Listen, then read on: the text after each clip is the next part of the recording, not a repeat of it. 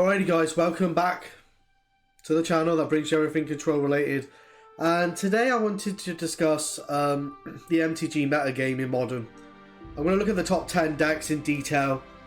And we're just literally going to discuss them one by one. But the reason I'm doing this is, guys, I played a league recently.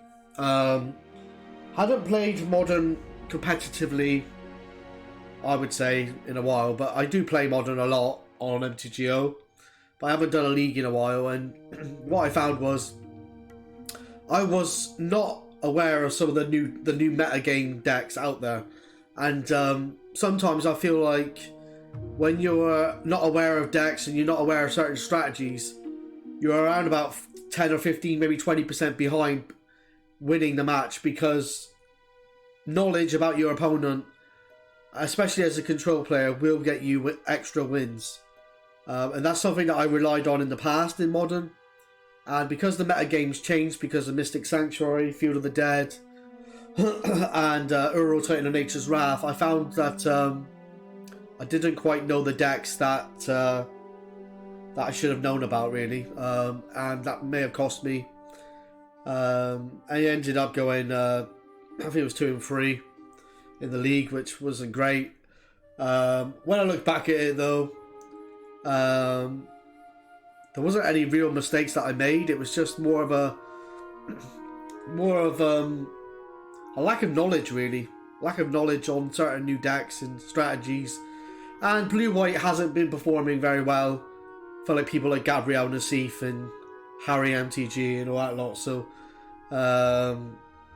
maybe that's got something to do with it as well. But yeah, I was absolutely fuming. I'm not very happy about the result. But it was a good learning curve, and I'll be coming back stronger next time, believe you me. Unfortunately, the video got corrupted, and I haven't been able to upload it onto YouTube, which is very, very annoying.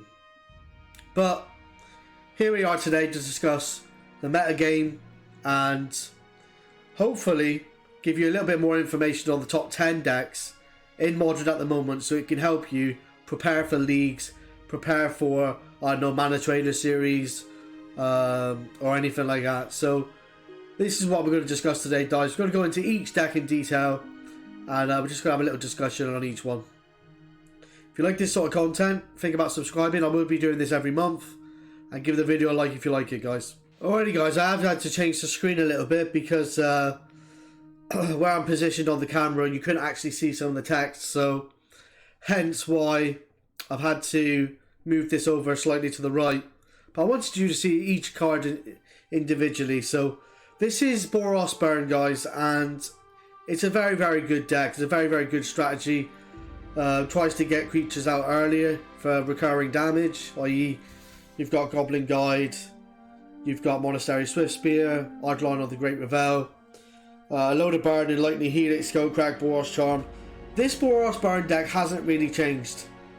The only thing I will mention is it has got a new card in the sideboard, and it's not actually here in this deck, but it's a fairly new card. If you go back, here we are, Rolling Vortex. So at the beginning of each player's upkeep, it deals 1 damage to them. Whenever a player casts a spell, if no mana was spent to cast this spell, i.e. force a negation, that player takes 5 damage instead. So, very, very good. And they can pay 1 red, and your opponents can't gain life this turn. So, your timely reinforcements and everything else as well becomes null and void. So, this could be a very dangerous sideboard card against control.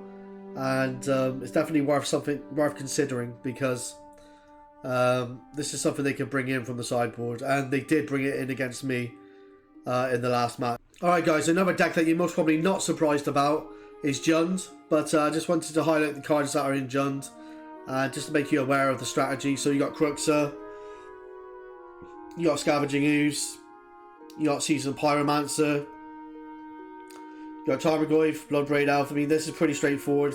The only new addition is Cruxer. You got Assassin's Trophy, Fatal Push, Cooligan's Command, Lightning Bolts, Maelstrom Pulse is pretty straightforward. These It's a pretty straightforward deck. I mean, Ren and 6 has been part of it for the last year. The only really new addition is Cruxer, but that's been in there for a while as well. And then the sideboard options are like Engineered Explosives, Push, Night Heal, Spellbomb. God of Destiny's a really hard one and difficult one for Control to deal with. And then you got the 4 Cleansing Wildfire against Tron and things like that. So they could deal with your like Celestial Colonnades and things like that. So just something to be aware of for Jund. Well, you got your red deck wins here. Pretty high up in the stats. You got your Brushfire Elemental, little hasty creature that can get pumped up by landfall. You got Goblin Guides, Monastery Swift Spear, Shard Volley, Tarkus Command, which is really good with multiple creatures, Lightning Bolt, Searing Blaze, Lava Spike, Rift Bolt, Skewer the Critics, 20 land, Free Dismember, Destructive Revelry, Eidolon of the Great Revel, and Tormod's Crypt against like Dredge, etc. So pretty aggressive strategy, and it's quite difficult to play against if you're a control player. So in fourth you got Humans, which is, it's been around for a while now. It sort of dropped off the face of the planet a little bit after when Aura was in the format, sorry, but it has come back with a vengeance. So you got the General, you got the Thalia, Kitesail Freebooter, which is pretty straightforward, Mantis Rider. I think the only new addition really here is the General, which is a Lord in itself. You got Etherval, a load of land, Damping Sphere, Galloc Tea, Grafdigger's Cage, Plague Engineer. The Skyclave is a new addition. I really like Skyclave. In most decks, actually, I think it's really good. Hits, Planeswalkers, Artifacts, Enchantments, whatever. So, very good. Auric Champion is good as well. So, Humans is a very good deck. It's one to watch out for. I think you're going to need like your Supreme Verdicts. But then you got Kitesail Freebooter. So, you're going to need your single removal and your mass removal to try and deal with this kind of strategy. Alright, and then you've got Dredge here in fifth. Very good strategy. I don't think there's been that many new additions, if I'm honest. It's Golgari Fugblood. Merchant of the Veils, a fairly new addition, I guess. The Ox has been there for a while. This hasn't changed a great deal, but due to the recent bannings, it has come back with a vengeance. Pretty straightforward sideboard as well. Nothing's really changed in this deck, to be honest. Now in sixth, we've got Mono Green Tron. This deck's been around for a while. It hasn't really changed, but it's very difficult to play against. Unless you've got like Field of Ruin in the main, or you've got like Blood Moon or something in the main. It's very difficult to play against in game one. And obviously in sideboarding, you're going to need your counter spells, as well as like things that actually win the game move quickly, like Vendilion Click's normally quite good. Or maybe flashing in Slapcaster Mages to beat down whilst keeping up counter spells. It's a difficult one to play against, if I'm honest, but especially the Ulamog, which exiles on cast. The deck hasn't really changed that much, in all honesty, but it has been around for a while and it's still very good. What I will say is obviously Karn the Great Creator. I know they don't have it in this one, but in some builds they have Karn the Great Creator where they can search up their sideboard for like Grafdigger's Cage or whatever it may be. So yeah, very good deck, and it has been for a very long time. Barely speak here. Alright, then you got Eldrazitron. Very good deck. I played against this twice in the league, and some really close matches. Really close matches. Alright, so you got Endbringer, Ulamog, Walking Ballista, Matter Reshaper, Reality Smasher, Fortnite and Batterskull, and then a lot of like Chalices, etc. The deck hasn't really changed a lot. Obviously you got Karn the Great Creator to search for things like where's the card? Liquido Coating or something? They hasn't even got it in the sideboard here, but sometimes they have the coating which taps an artifact, or makes something an artifact and taps it, and then it can't be activated again. I don't think it taps it actually. I think it just says it can't be activated because Karn the Great Creator is in play. So it starts shutting down all your lands, etc., which is an absolute nightmare for control. But obviously you can search for like Relic, Witchbane, or whatever you need at the time. And it's a very good strategy, and very difficult to play against. What I will say is Walking Ballista as a control player, if Walking Ballista resolves and you can't deal with it, it's very, very difficult to play against, because if you've got Planeswalkers, they can start picking off your Planeswalkers at instant speed, and you know, they can keep on putting more counters onto this thing, and it just gets out of control, and it's very, very difficult for control to play against.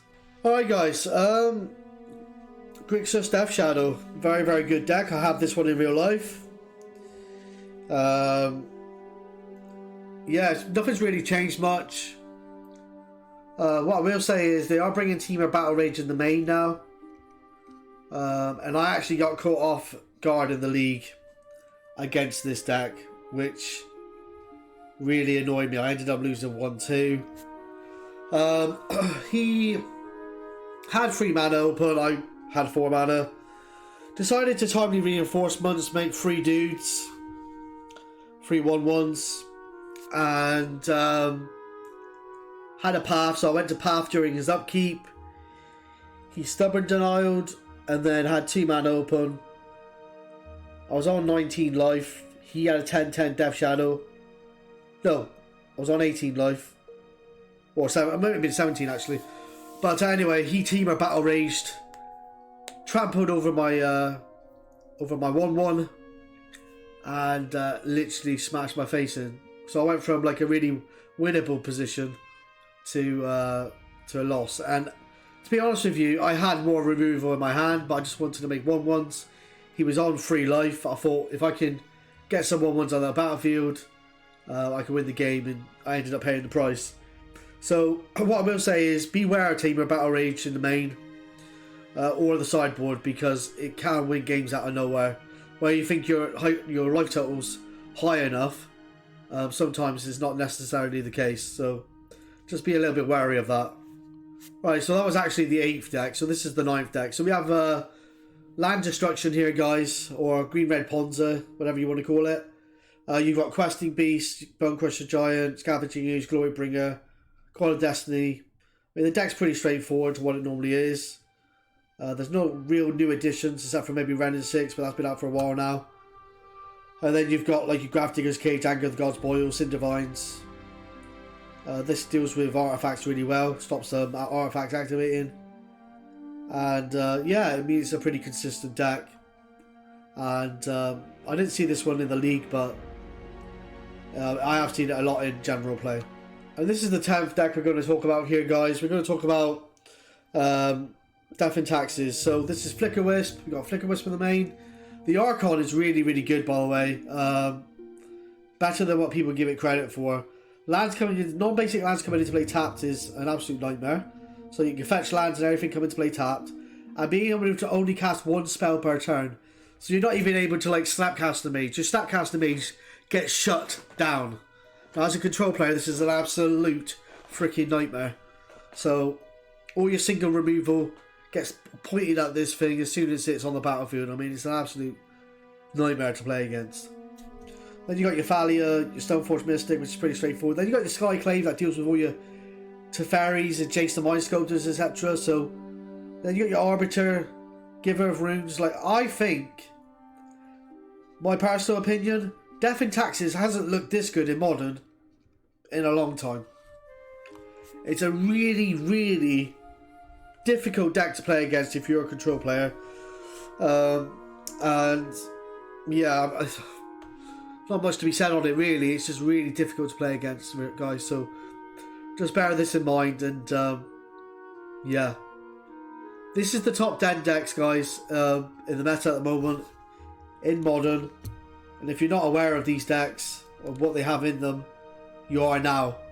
What I might do is make another video later on. Let me know in the comment section below if you want to know about the decks that aren't in the top 10. And sometimes those decks can surprise you because you haven't really seen them before, or you're not really aware of them, and they can catch you off guard. So if you want to see maybe the next 10 to 20 top decks, let me know in the comment section down below, and I'll endeavour to give you that video, guys. As always, thanks for your support, and I shall see you in future videos. Take care. Bye bye.